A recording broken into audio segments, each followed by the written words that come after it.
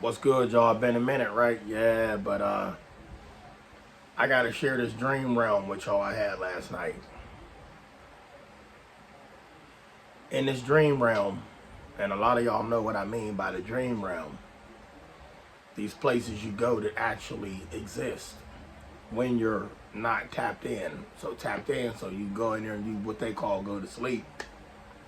That's where you are, but in reality, that's real. When you go to sleep, this ain't real. You there. You're not here. All right. So in this dream realm, I was sitting on the couch and there was a knock at the door. They knocked 3 times. I don't never answer the door when somebody knock at the door. I don't. I make sure it's okay before I even open the door or even go to the door. Don't ask me how I do that, but just know I make sure the coast is clear. So once I found out it was only harmless individuals outside, I went to the door, I opened up the door, and they said, we want to speak to the Sagittarius. And I looked at him, I'm like, before I could even say I was a Sagittarius, they said, we know what your sign is. We came to talk to you. I looked him up and down.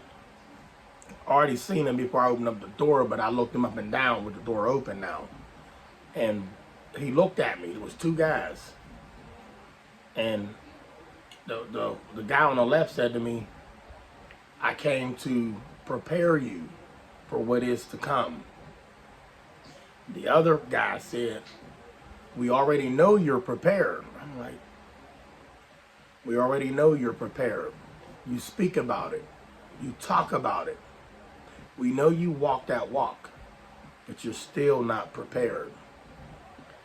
And I said, prepare for what? He said, you putting up food? Are you putting up the right food? Are you putting up hydration? Are you putting up the right? Do you know how to hydrate? And I'm like, do I know how to hydrate? He said, are you protecting yourself? Do you have protection? He said, though that will not protect you, it will, but for a short period of time. And I went to say something, and he said, are you ready?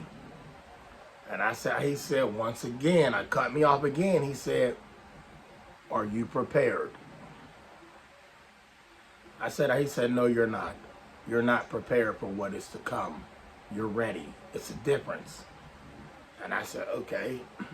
And I said, can I ask you a question? He said, we're going to ask the questions and you answer. And I said to him, if this ain't a warrant, and he said, there's nothing about an arrest. He said, I came to put your mind at ease. Everything that you have been preparing for, everything that you have been training for is about to unfold. I said, training, you mean like, and he said, listen,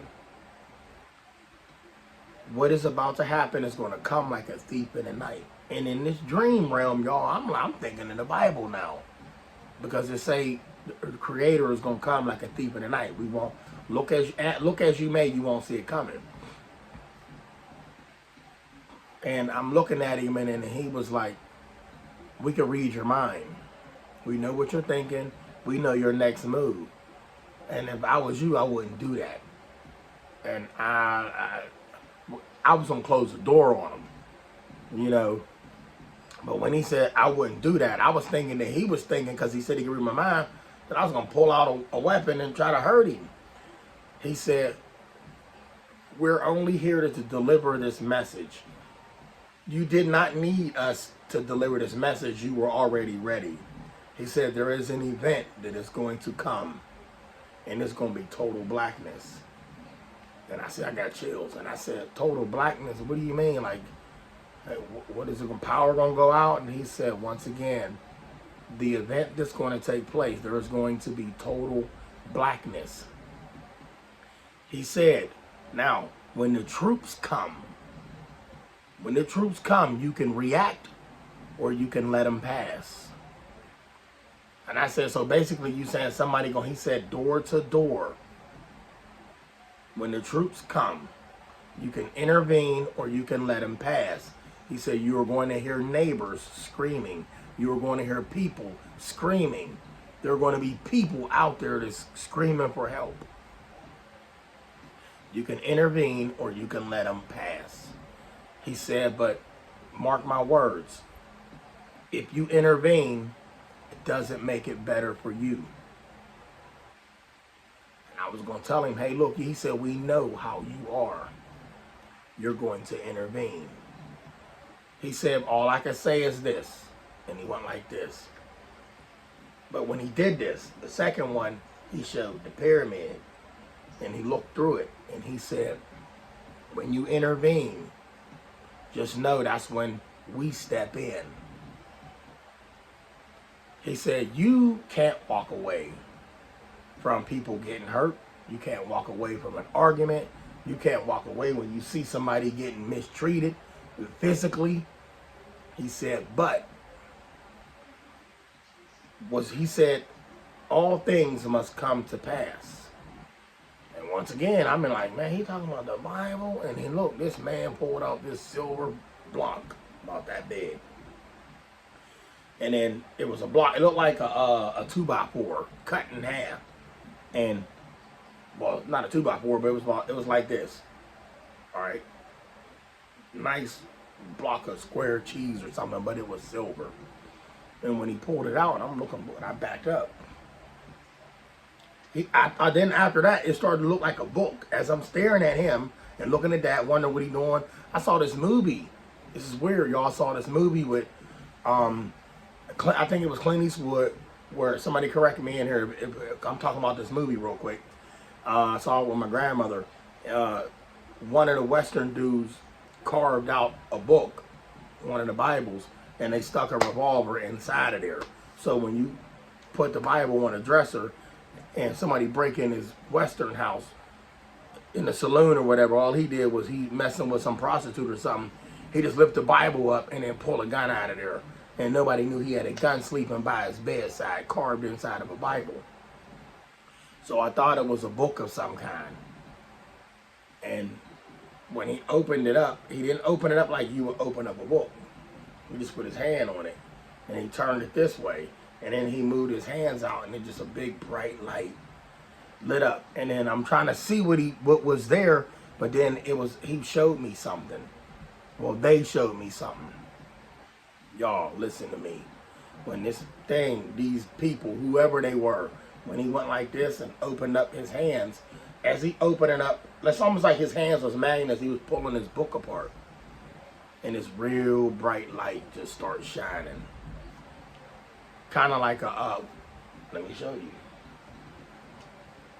All right, you ready for it?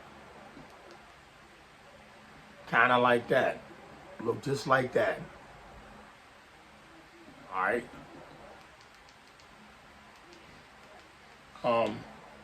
So when that bright light was shining, they was gone. They wasn't gone, but they showed me something. Imagine being able to, I don't know if y'all know what spectating is.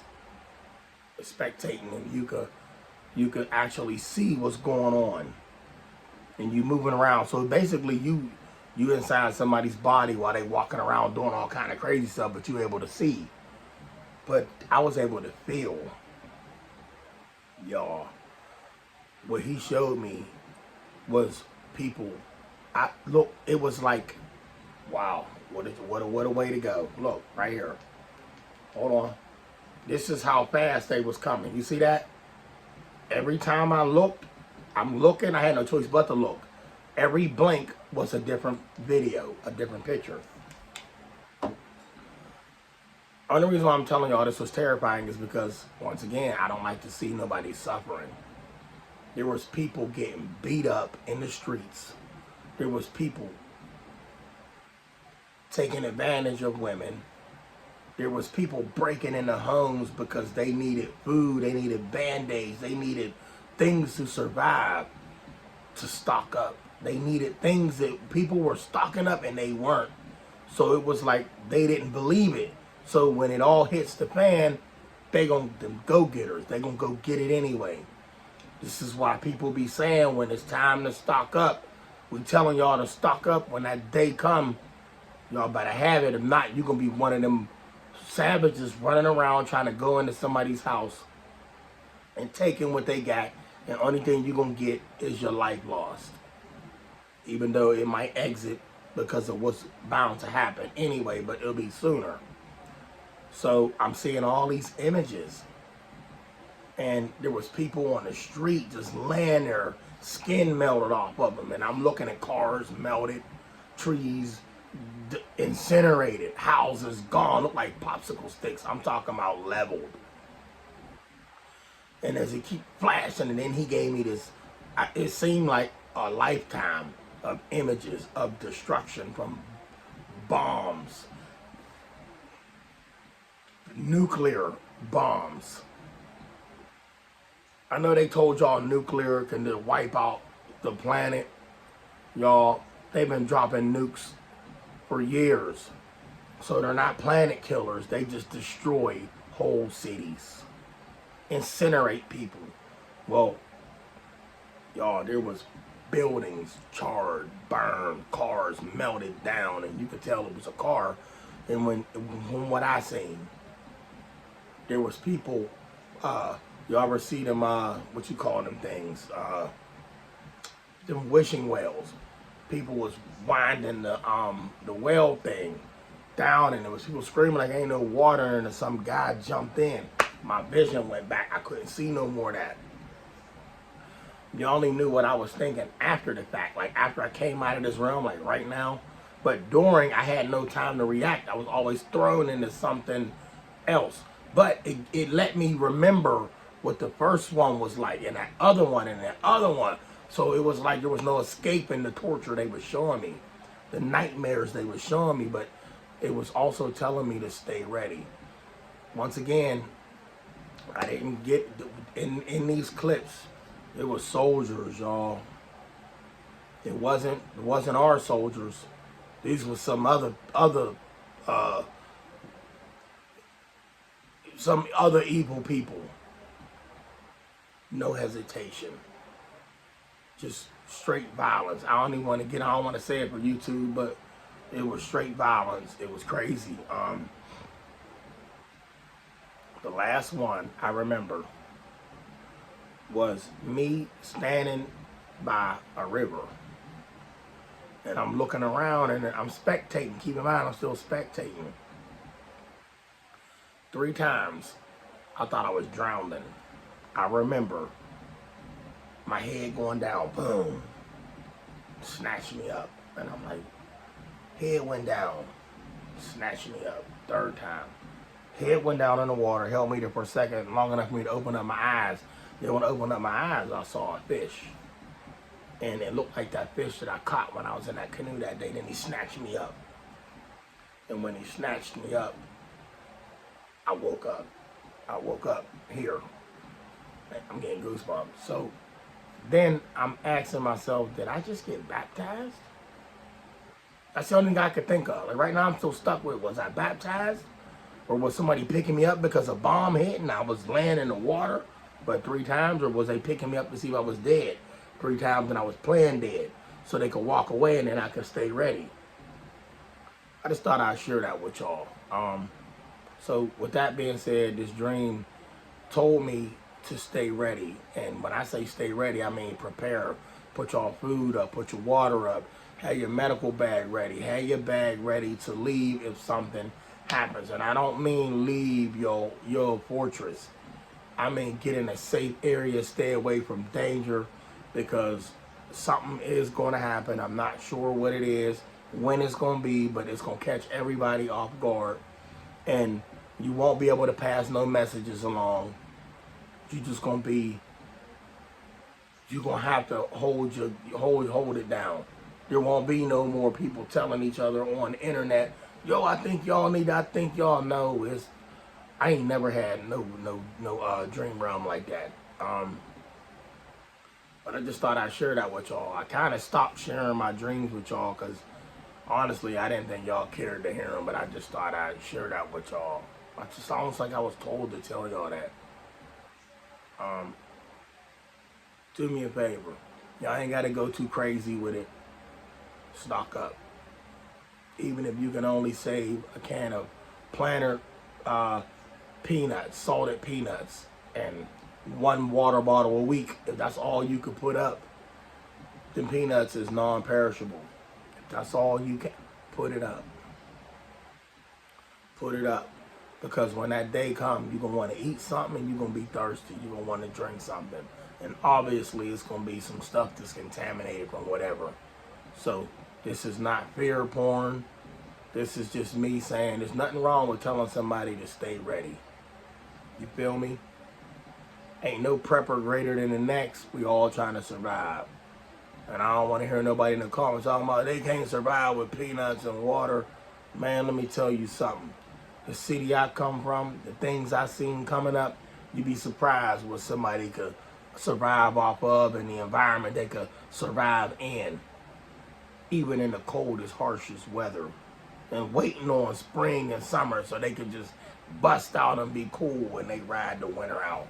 And I'm talking 10 years, 12 years of doing that, living them crazy lifestyles. You get what I'm saying? Well, y'all stay blessed.